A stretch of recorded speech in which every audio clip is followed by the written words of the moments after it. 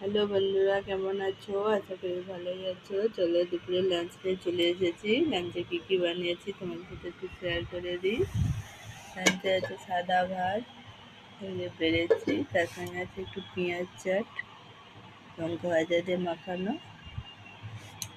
আর আছে এই যে দেখো আলু ভাতে, ডিম পোচ, ডিম ভাজা, পেঁয়াজ, আর একটা আছে মুগ ডাল, কম করেই করেছি। আর এটা হচ্ছে কালকে মাছের ঝাল একটু রয়ে গেছিলো, একটু লেজা মাছ আছে, আর আছে এই যে মাংস একটু অল্প, যে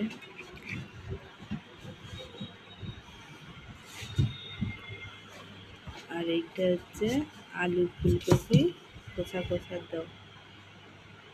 এই হচ্ছে আজকের আমাদের দুপুরের লাঞ্চ।